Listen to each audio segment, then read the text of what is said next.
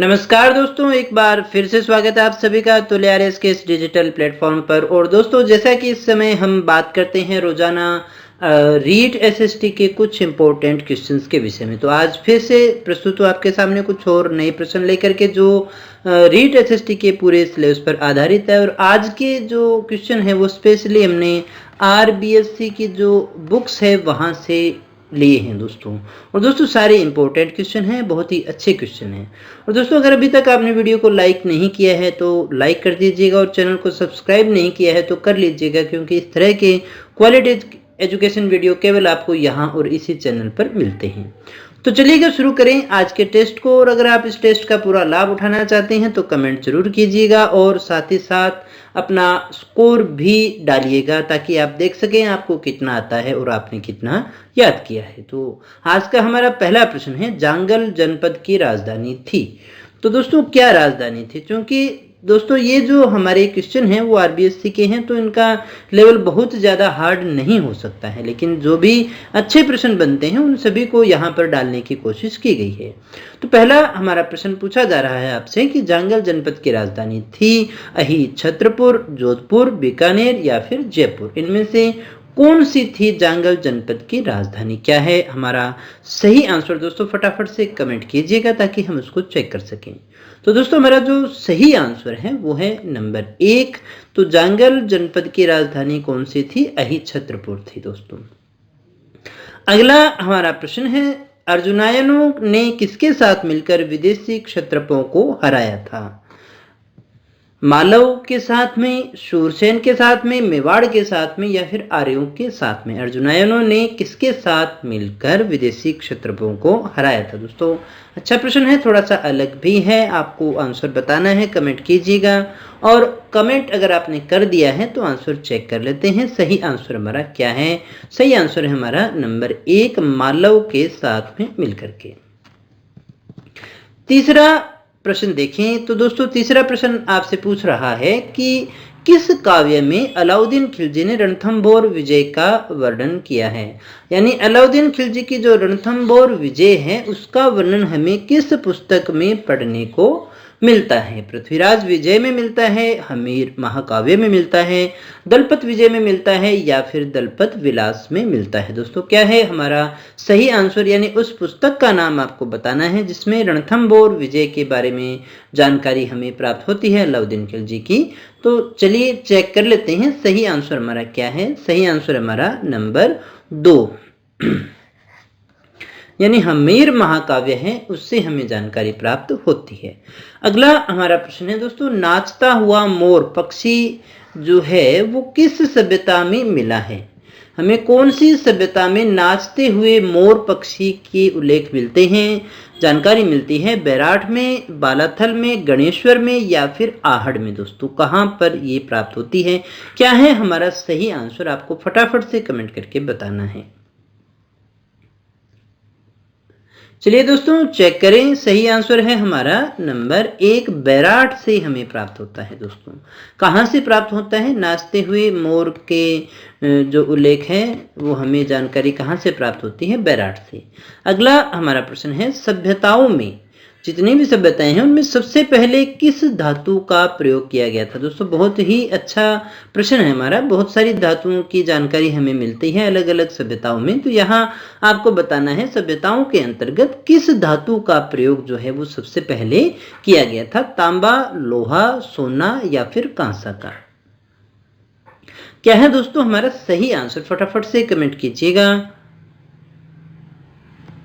चलिए चेक करें, सही आंसर हमारा नंबर 1, सबसे पहले कौन सी धातु का प्रयोग किया गया था? दोस्तों तो तांबा का प्रयोग किया गया था। अगला हमारा प्रश्न देखते हैं, छठा प्रश्न है, सेना को वेतन देना हो या सेना संबंधी कोई अन्य कार्य हो तो इन सब की जिम्मेदारी जो है वो कौन से अधिकारी के पास में हुआ करती थी? उस अधिकारी का नाम आपको बताना है जिसके पास में सेना को वेतन देना और सेना संबंधी अन्य कार्यों की जो है जिम्मेदारी हुआ करती थी। खजांची था, राजा था, बख्शी था या फिर था वो प्रधान। उनमें से कौन सा पद जो है वो इसके लिए जाना जाता है दोस्तों? क्या है हमारा सही आंसर?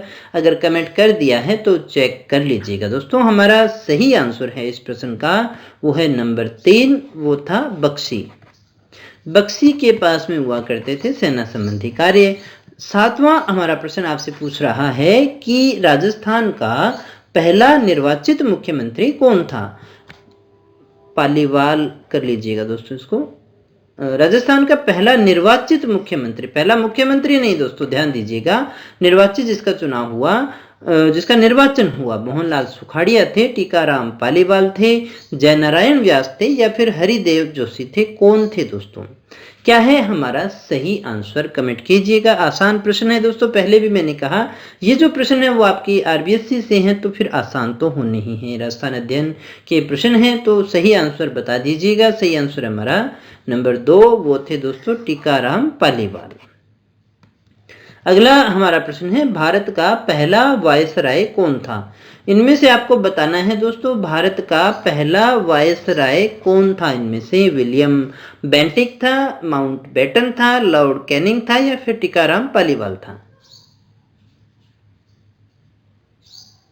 दोस्तों कौन है हमारा सही आंसर? कौन व्यक्ति पहला वायसराय था?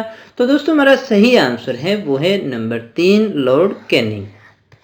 लॉर्ड कैनिंग जो है वो भारत का पहला वायसराय था।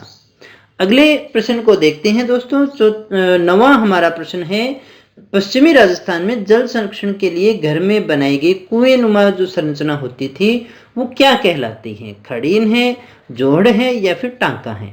दोस्तों पश्चिमी जो हमारा राजस्थान है जिसमें जैसलमेर, बाड़मेर मुख्यतः आते हैं, वहां पर एक कुएं-नुमा संरचना होती है, घरों के अंदर ही होती है, खेतों में भी होती है, जिसमें वो जल संग्रह करते हैं दोस्तों, जल संरक्षण करते हैं और पूरे वर्ष भर उसी को काम में लेते हैं, बरसात के जल को।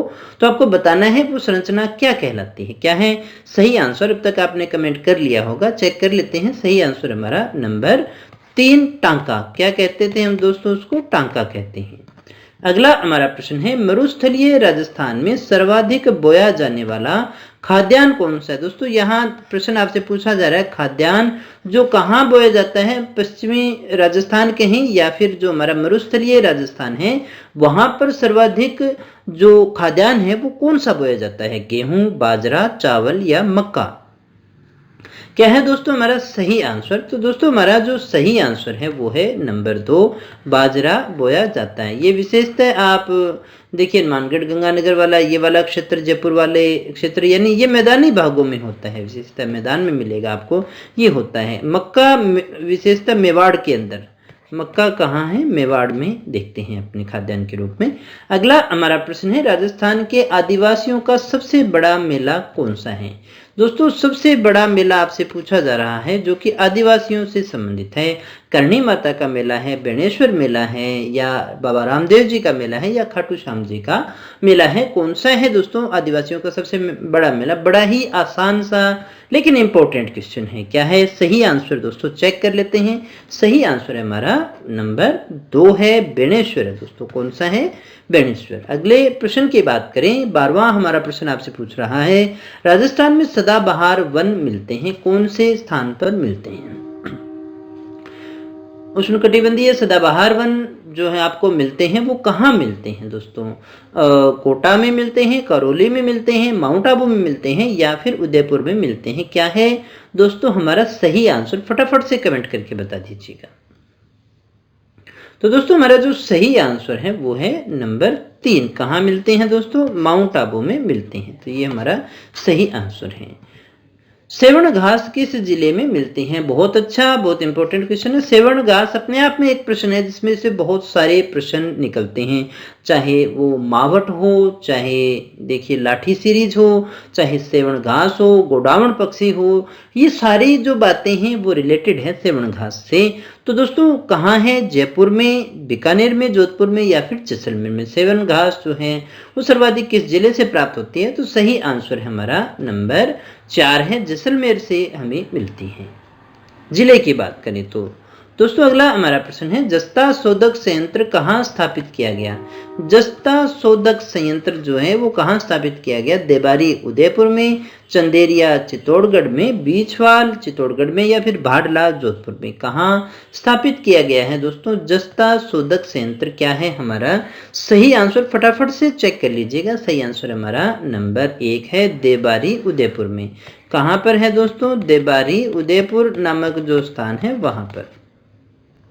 अगला प्रश्न देखिएगा, खनिजों की उपलब्धता और उत्पादन में राजस्थान का सबसे ज्यादा महत्वपूर्ण क्षेत्र कौन सा है? खनिजों की उपलब्धता और साथ ही साथ वहां पर उत्पादन लेते हैं, दोनों चीजों की दृष्टि से सर्वाधिक महत्वपूर्ण क्षेत्र कौन सा है जहां से खनिज मिलते हैं? शेखावाटी क्षेत्र है, हाड़ौती है, अरावली पर्वतमाला है या फिर वागड़ क्षेत्र है? क्या है सही आंसर दोस्तों? फटाफट से कमेंट करके बताइएगा। उम्मीद करता हूं क्वेश्चन आपका सही होगा क्योंकि आपने अच्छे से पढ़ा है ना। तो दोस्तों अगर आपने नहीं भी पढ़ा है तो भी पूरा सिलेबस आपको हमारे चैनल पे मिल जाएगा। रीट एसएसटी का पूरा सिलेबस करवाया गया है ना, तो चेक कर लीजिएगा। सही आंसर हमारा नंबर 3 है, अरावली पर्वतमाला। अगला हमारा प्रश्न है, घोटारू, कमलीताल, तनोट, मनिहारी टिब्बा, रामगढ़, राजेश्वरी, डांडीवाला, ये नाम आपने सभी सुने होंगे। आपको ये बताना है कि ये जो स्थान है वो किसके भंडार से संबंधित है? खनिज तेल से, प्राकृतिक गैस से, रासायनिक उर्वरक से या जल भंडार से? किस प्रकार के भंडारों से ये संबंधित है? फटाफट से कमेंट करके बताइएगा। और अगर अभी तक कर लिया होगा आपने, है ना, तो सही आंसर हमारा वो है नंबर 2, प्राकृतिक गैस के भंडार हैं। अगला हमारा प्रश्न है, राजस्थान में दूसरा बड़ा कृषि आधारित उद्योग कौन सा है? हमने कहा कृषि पर आधारित दूसरा सबसे बड़ा उद्योग कौन सा है? चावल है, सब्जी है, गेहूं है या फिर चीनी है? दोस्तों क्या है हमारा सही आंसर? राज्य में दूसरा सबसे बड़ा जो है कृषि आधारित उद्योग कौन सा है? चेक करिएगा। सही आंसर हमारा चावल नहीं है दोस्तों, ये गलत है। सही आंसर हमारा नंबर 4 है, चीनी उद्योग जो है वो सबसे बड़ा उद्योग है, कृषि आधारित उद्योग। राजस्थान में पहली सूती वस्त्र मिल थी द कृष्णा मिल लिमिटेड। आपको बताना है कि इसकी स्थापना कब की गई है दोस्तों, कहाँ नहीं कब की गई है, ये आपको बताना है। 1889 में, 87 में, 91 में या फिर 1893 में? क्या है सही आंसर हमारा? फटाफट से कमेंट करके बताइएगा। तो दोस्तों हमारा सही आंसर है वो है नंबर 1, 1889 में। 19वां हमारा प्रश्न है, किस मुगल बादशाह ने जसवंत सिंह को महाराजा की उपाधि दी थी? जसवंत सिंह को महाराजा जसवंत सिंह कहते थे। आपको बताना है ये उपाधि किसने दी थी? अकबर ने, शाहजहां ने, बाबर ने या फिर औरंगजेब ने? क्या है सही आंसर? चेक करिएगा। सही आंसर हमारा नंबर 2 है, शाहजहां ने ये उपाधि दी थी दोस्तों, जसवंत सिंह को महाराजा कहा था। आज का लास्ट क्वेश्चन है अपना, किस शासक के काल को मारवाड़ का शौर्य युग कहा जाता है? मारवाड़ का शौर्य युग जो है वो किस शासक के काल को कहा जाता है? महाराजा राय सिंह, महाराजा गंगा सिंह, राव मालदेव या फिर मिर्जा राजा जय सिंह? कौन सा है दोस्तों? क्या है सही आंसर? महाराजा राय सिंह है, गंगा सिंह है, मालदेव है या मिर्जा राजा जय सिंह है? मारवाड़ का सूर्य युग कहते हैं अपने। सही आंसर चेक कर लीजिएगा, नंबर 3 मालदेव के काल को। तो दोस्तों ये थे हमारे आज के प्रश्न। उम्मीद करता हूं आपने काफी कुछ सीखा होगा। अगर वीडियो सच में अच्छा लगा हो तो लाइक करके सहमति जरूर दीजिएगा और अपने दोस्तों के साथ में भी शेयर कर दीजिएगा। और अगर आप फ्री टेस्ट सीरीज हमारी ज्वाइन करना चाहते हैं, टेस्ट दे करके देखना चाहते हैं, तो आप हमारी एंड्रॉयड एप्लीकेशन को डाउनलोड कर सकते हैं। रोजाना आपको वहां पर टेस्ट अवेलेबल करवाए जा रहे हैं। तो मिलते हैं दोस्तों नेक्स्ट वीडियो में कुछ और नए प्रश्नों के साथ, कुछ और नई जानकारी के साथ। तब तक बने रहे हमारे साथ। Thank you very much.